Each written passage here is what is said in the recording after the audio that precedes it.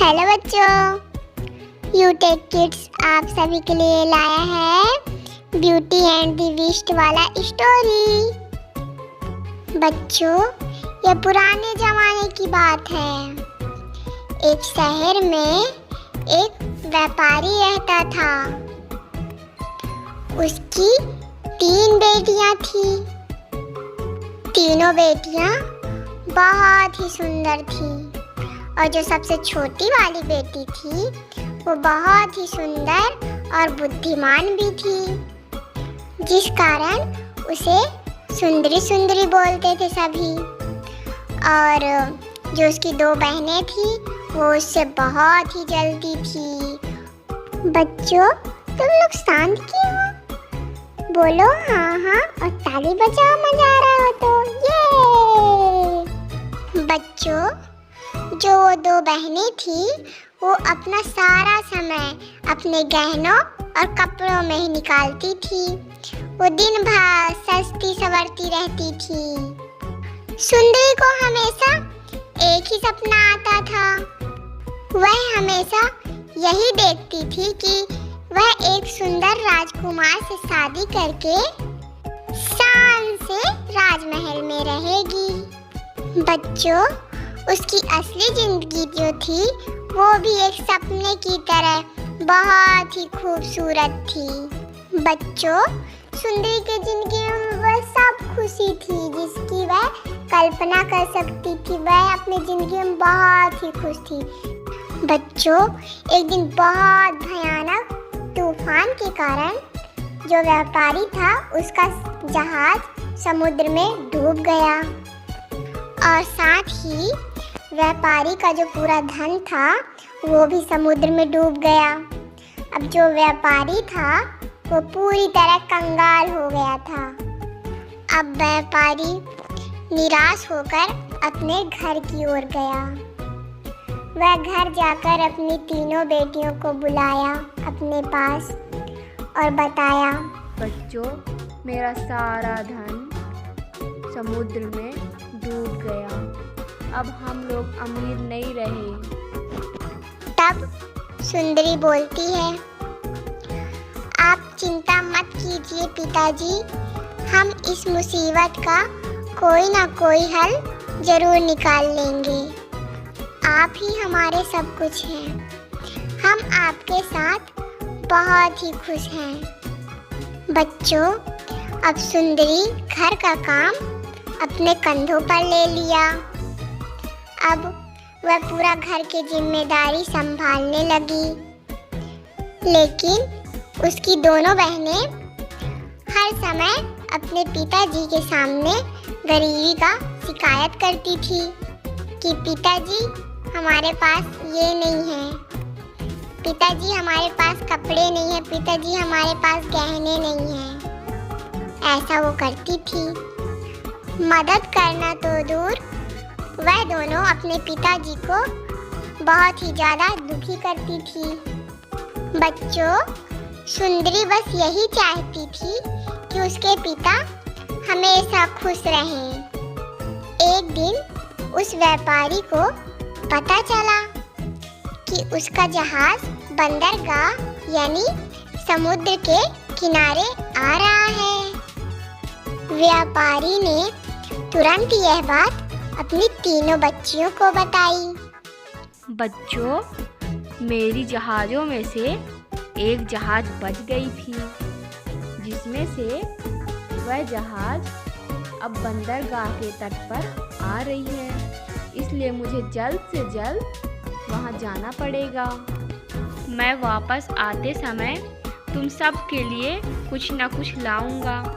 तो बताओ, तुम सब लोगों को क्या चाहिए?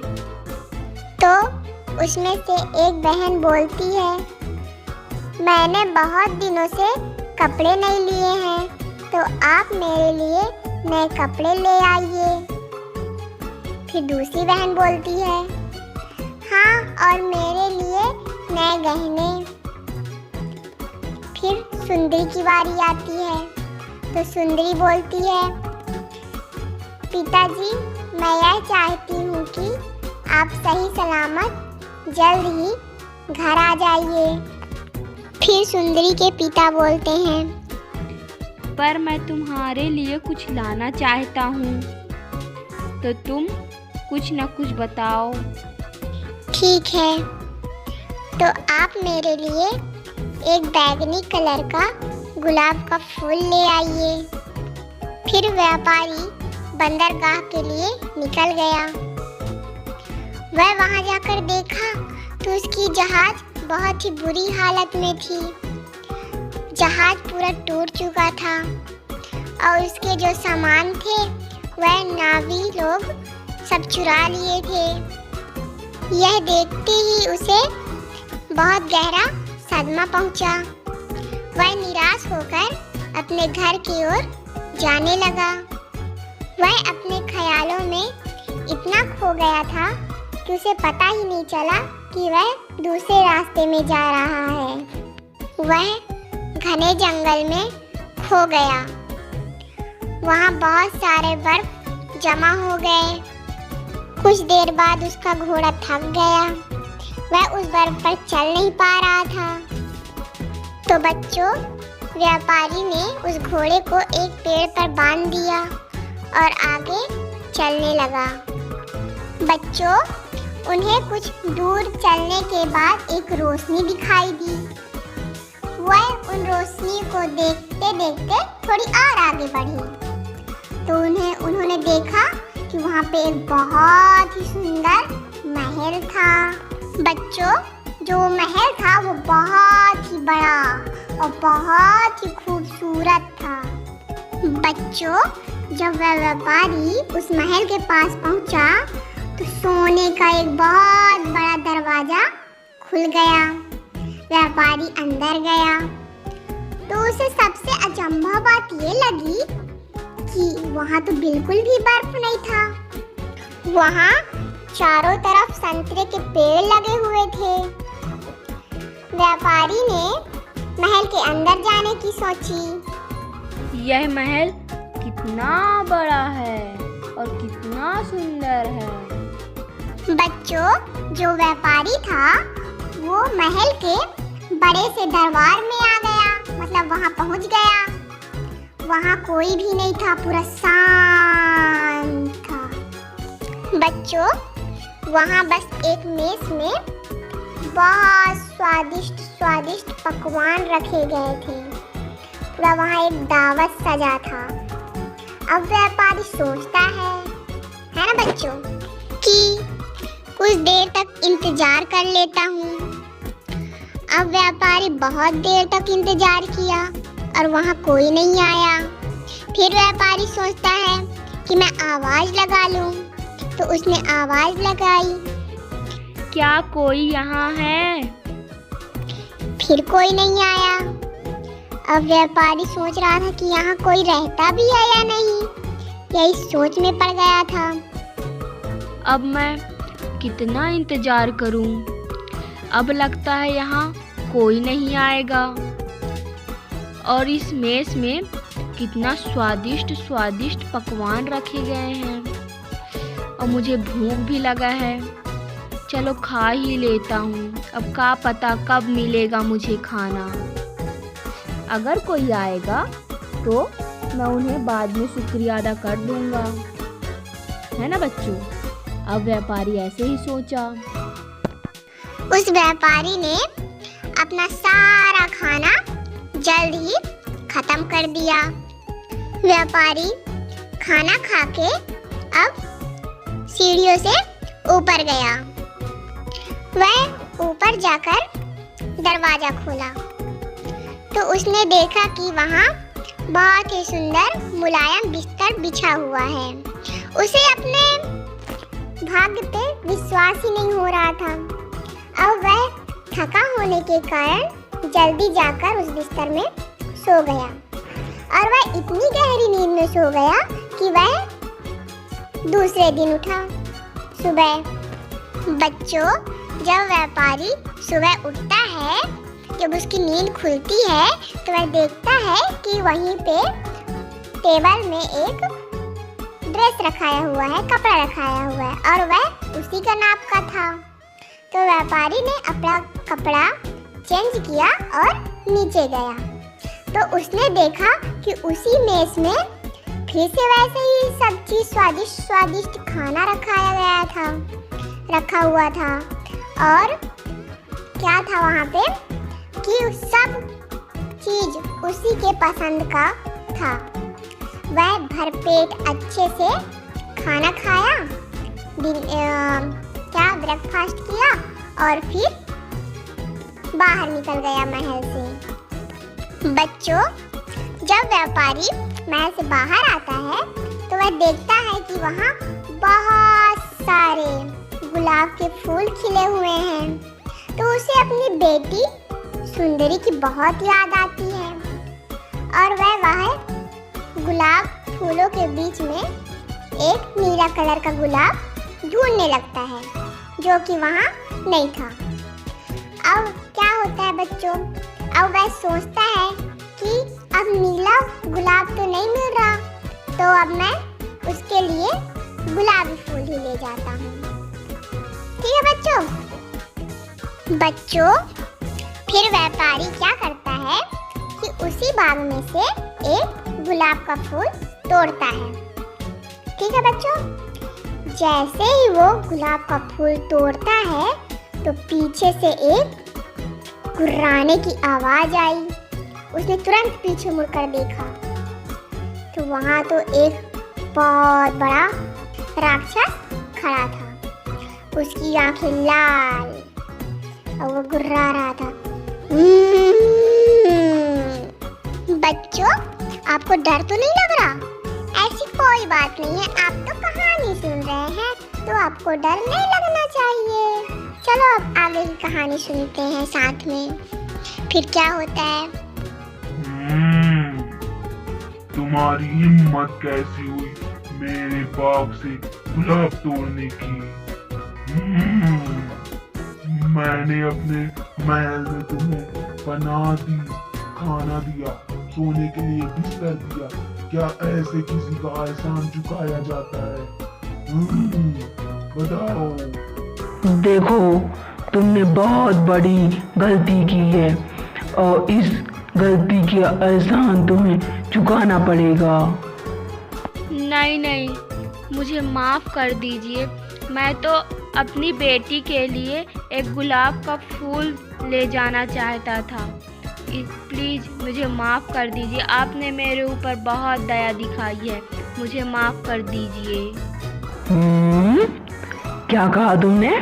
बेटी के लिए? ठीक है, पर तुम्हें मेरी एक शर्त माननी पड़ेगी। अगर तुमने मेरी शर्त मानी तो मैं तुम्हें छोड़ दूंगा। कैसी शर्त? मेरी 3 बेटियां घर में मेरा इंतज़ार कर रही होंगी। आप बताइए कैसी शर्त? मैं उसे करूँगा पूरा। बताइए आप। 3 बेटियां? तुम्हें अपनी एक बेटी को मेरे पास लाना पड़ेगा। वो इस महल में मेरे साथ रहेगी।